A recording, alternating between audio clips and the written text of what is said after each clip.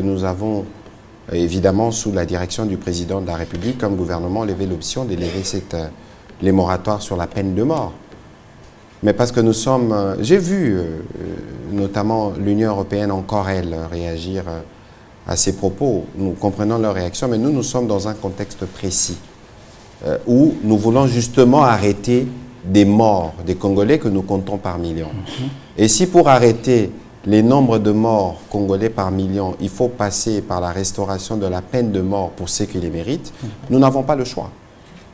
Nous n'avons pas d'autre choix en face de la traîtrise qui est constatée de manière régulière lorsqu'il faut monter et faire des opérations contre l'ennemi, parce que tout à l'heure, vous parliez par exemple de corruption, et la corruption a toujours des conséquences négatives, et lorsque cette corruption permet à des milliers de Congolais d'être en errance, nous sommes le gouvernement, nous devons nous assumer, et je pense que cette décision a été prise pour des besoins spécifiques.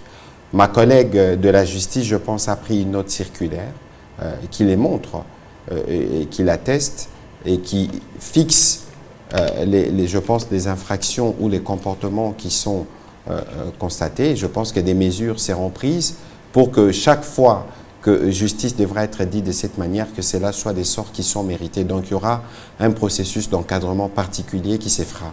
Ce ne sera pas à la tête du client, on se réveille un matin, on se décide, M. Pichu Moulumba, vous êtes éligible. Non, c'est parce qu'il y aura des faits suffisamment documentés qui permettront d'arriver à cette conclusion. Donc, on comprend bien ceux qui réagissent, mais nous savons tous qui est les plus grands tueurs dans l'Est. On ne les cite pas. On pense qu'au contraire, qu'il faut continuer à travailler avec lui, mais tout ça, ça relève de l'injustice, et nous prenons des mesures en interne pour répondre à ces questions.